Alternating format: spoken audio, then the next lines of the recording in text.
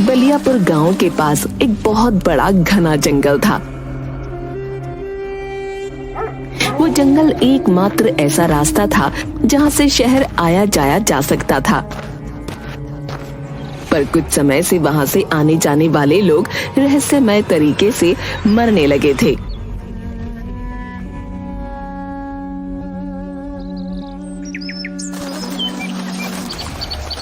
अरे चंदन, तूने सुना? चंदनपुर गांव का जुगनू पिछले 4 दिन पहले शहर गया था, पर उसका अभी तक कोई ठिकाना ही नहीं है। हाँ, आजकल तो जंगल में कोई भी जाता वापस फिर नहीं आता। अब जाने कौन सी आफत आने वाली है। ऐसा तो नहीं कि जंगल में कोई जंगली जानवर आ गया है? अरे हाँ भाई, वैसे भी आजकल जंगल में बहुत ही अजीब अजीब तरह की आवाज आती है। पर क्या करें भाई, शहर आने जाने का सिर्फ एक ही तो रास्ता है। एक दिन रतन अपनी साइकिल से शहर अपने काम पर जा रहा था। बस किसी तरह जंगल का रास्ता निकल जाए। जल्दी चल रतन, जल्दी। तभी उसे एक जंगली जानवर की आवाज सुनाई दी। हे भगवान, इतनी खतरनाक आवाज! यह कौन सा नया जानवर आ गया है इस जंगल में? चल रतन बेटा, चल जल्दी जल्दी जंगल से बाहर निकल ले। फिर रतन अपनी साइकिल को और तेज चलाकर जाने लगता है, पर अचानक उसकी साइकिल की चेन उतर जाती है। वो साइकिल को ठीक करने के लिए उतरता है। अब जल्दी जल्दी साइकिल को ठीक कर लेता हूँ, नहीं तो जाने वाला जानवर मेरा क्या हाल करेगा। वो साइकिल को ठीक करता है। उसी वक्त पीछे से कोई आकर पकड़कर उसके कंधे से उसका सारा खून पी जाता है। पास से बसंत और चंदन गुजरते हैं। रतन को देखकर बसंत और चंदन रतन के पास जाते हैं। अरे भाई, यह तो रतन है ना? हे भगवान, उस जानवर ने इसे भी मार डाला। फिर दोनों उसे उठाकर गांव ले जाते हैं।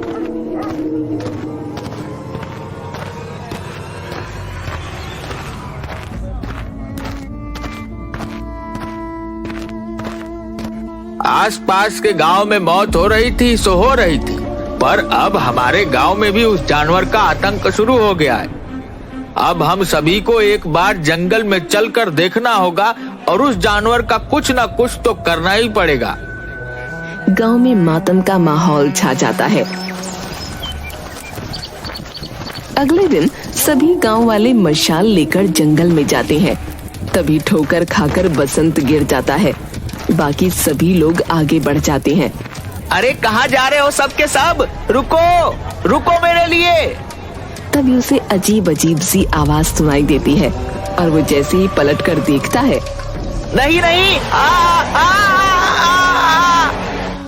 उसका भी खून उसी तरह हो जाता है जैसे कि रतन का हुआ था। जब गांव के सभी लोग वापस आते हैं तो बसंत की लाश को देखते हैं।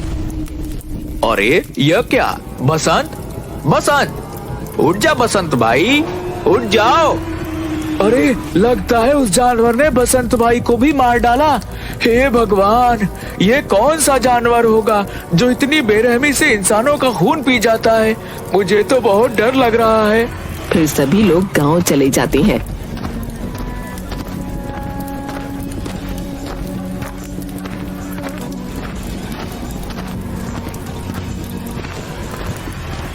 सब लोग गांव की चौपाल पर बैठकर बातें कर रहे होते हैं। मुखिया जी, अब तो हमारे गांव में भी मौतें होना शुरू हो गई हैं। हाँ भाई, अब तो कुछ करना ही पड़ेगा, पर जब तक कोई रास्ता ना निकले तब तक जितना हो सके उस जंगल के रास्ते में मत जाना। अरे पर मुखिया जी, गांव से बाहर जाने का सिर्फ एक ही तो रास्ता है। ये तो ऐसा हो गया है मानो आगे कुआं और पीछे खाई। अगर शहर नहीं गए तो भूखे मर जाएंगे, और अगर गए तो वो जानवर हमें खा जाएगा। अब तो बस एक ही रास्ता है, हम सबको मिलकर उस जानवर को मारना पड़ेगा। अरे पर हम सब गए थे उस जानवर को ढूंढने, वह तो हमें मिला नहीं, और बसंत की जान गई वो अलग। तभी खून से लथपथ हालत में मंगलू वहां आता है। अरे मंगलू, ये तेरी हालत कैसे हुई? अरे नहीं नहीं भाई, वो कोई जानवर नहीं है। फिर कौन है? अगर कोई जानवर नहीं है तो बता मुझे, मैं अभी उसका छठी का दूध निकाल कर आता हूँ। अरे भाई, वो तेरा छठी सातवीं सभी का दूध निकाल देगा। क्या मतलब? अरे भाई, मैं शाम को शहर से गांव आ रहा था, तभी मेरे सामने एक विशालकाय दानव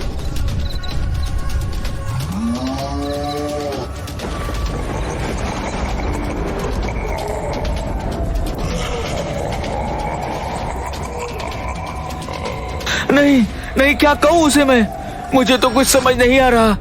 उसका सर इंसान का और शरीर जानवर का, उसके लंबे लंबे दांत, उन्हीं दांतों से वह इंसानों का खून पी जाता है। उसने मुझे पकड़ लिया और इतना कस कर पकड़ा कि मैंने खुद को बचाने के लिए मेरी पूरी ताकत लगा दी थी, फिर भी मैं उसके चंगुल से बच नहीं पाया। पर पता नहीं कोई चमत्कार कहूँ या कैसे कहूँ, क्या कहूँ, मैं जैसे तैसे बचकर वहां से निकल आया हूँ। वह बहुत ही ताकतवर था, हाँ बहुत ही ज्यादा ताकतवर। तभी वहाँ पर एक पागल औरत आ जाती है जो चिल्लाती है, वो आ गया, वो फिर से आ गया, अब तुम सबको मार डालेगा, हम में से किसी को नहीं छोड़ेगा, कोई नहीं बचेगा, वो किसी को नहीं छोड़ेगा। हाँ तुम सब मरोगे, सबके सब मरोगे। ऐसा कहकर वहाँ से वो जाने लगती है और जोर जोर से हंसने लगती है।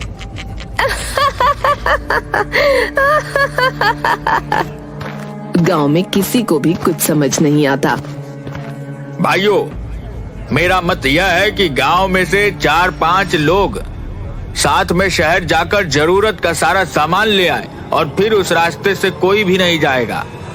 हाँ हाँ मुखिया जी, मुझे भी आपका सुझाव बहुत अच्छा लगा, बिल्कुल अच्छा। हाँ हाँ, हम लोग बिल्कुल ऐसा ही करेंगे। फिर गांव के कुछ लोग मिलकर जंगल पार करके शहर जाने लगते हैं। कोई भी अलग नहीं होगा और सभी लोग अपने हाथों में मशाले ले लो। सभी जंगल तक पहुंच जाते हैं। हमें आते हुए शाम हो जाएगी।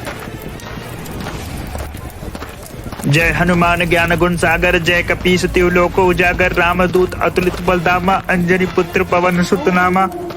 शाम तक सभी लोग 1 महीने का जरूरी सामान लेकर गांव फिर आने लगते हैं।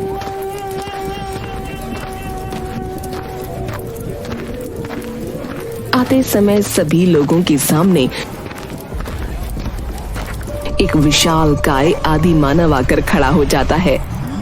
अरे भाई, लगता है कि ये वही आदि मानव है जिसके बारे में मंगलू ने बताया था, जो सबका खून पी जाता है। अब वो हमें भी खा जाएगा। अरे घबराओ मत तुम सब, मैं हूं ना, मैं देखता हूं कि यह आदि मानव हम सब का क्या बिगाड़ेगा।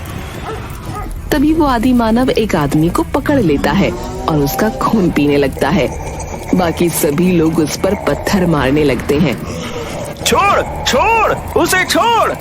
वो आदि मानव और भी ज्यादा गुस्से में आ जाता है। उसने जिस आदमी को पकड़ रखा था उसे वो दूर पेड़ के पास फेंक देता है। अरे चंदन भाई, अब हम क्या करें? यह आदि मानव तो और भी ज्यादा गुस्सा हो गया है। अब यह हमें से किसी को भी नहीं छोड़ेगा। अब तो हम सभी गए। और उन सभी के पास आने लगता है। वो आदि मानव सबके पास जा रहा था पर चंदन से डर रहा था। अरे ये आदि मानव मेरे पास क्यों नहीं आ रहा? फिर उसे ध्यान आता है कि उसके हाथ में मशाल है। कहीं ऐसा तो नहीं कि मेरे हाथ में मशाल है इसलिए वह मेरे पास नहीं आ रहा? कहीं ऐसा तो नहीं कि ये आदि मानव आग से डरता हो? वो आदि मानव गुड्डू को पकड़ लेता है और उसका खून पीने ही वाला था कि तभी चंदन उस आदि मानव के पास मशाल लेकर जाता है और उसे डरा देता है। सभी लोग वहां से गांव में भाग जाते हैं। गांव जाकर सभी गांव वालों को सारी बातें बताते हैं। पर चंदन भाई, मुझे एक बात समझ नहीं आई कि वह आदि मानव हम सबको पकड़ रहा था पर आपसे क्यों डर रहा था? अरे क्योंकि मेरे हाथों में मशाल थी और वह आदि मानव आग से डरता है, इस वजह से वह मेरे पास नहीं आ रहा था। और तुमने देखा नहीं, मैं जैसे ही मशाल उसके पास लेकर गया वह वहां से भाग गया। इसका मतलब है कि हम उस आदि मानव को जलाकर मार सकते हैं। सभी गांव वाले इस बात को सुनकर खुश हो जाते हैं। उनके मन में एक उम्मीद की किरण जाग जाती है। फिलहाल तो कुछ समय के लिए उस जंगल में कोई भी नहीं जाएगा। कुछ दिनों में हम कोई ना कोई रास्ता जरूर निकाल लेंगे। चौपाल पर बैठकर सब लोग बातें कर रहे होते हैं। अरे भाई, तुम्हें आवाज सुनाई दी? हाँ हाँ भाई, ये तो उस आदिमानव की ही आवाज लग रही है। कहीं वो आदिमानव गांव में तो नहीं आ गया? हे भगवान, इस शैतान का डर पहले जंगल में ही था और अगर ये गांव में आ गया तो हम सबका जीना हराम कर देगा। इसका कुछ ना कुछ तो करना ही पड़ेगा। तभी जोर जोर से जमीन पर पैर रखते हुए आदिमानव गांव में आ जाता है। अरे भागो भागो, सभी अपने घरों में जाकर छुप जाओ। सभी गांव वाले अपने अपने घरों में छुप जाते हैं। पर वो आदिमानव अब गांव के जानवरों को खाने लगता है और सुबह होते ही गांव से चला जाता है। मुखिया जी, अब तो इस आदिमानव का कुछ ना कुछ करना ही पड़ेगा, नहीं तो हम में से कोई भी जिंदा नहीं बचेगा। हाँ हाँ, तुम बिल्कुल सही कह रहे हो।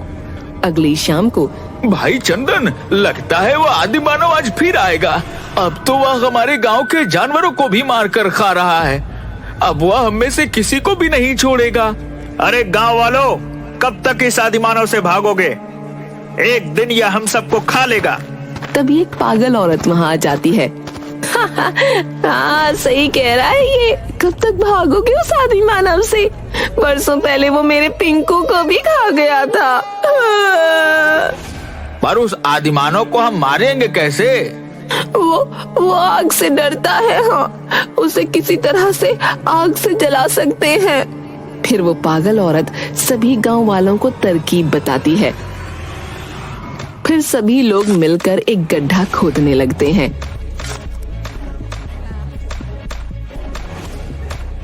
सभी लोग गड्ढा खोद लेते हैं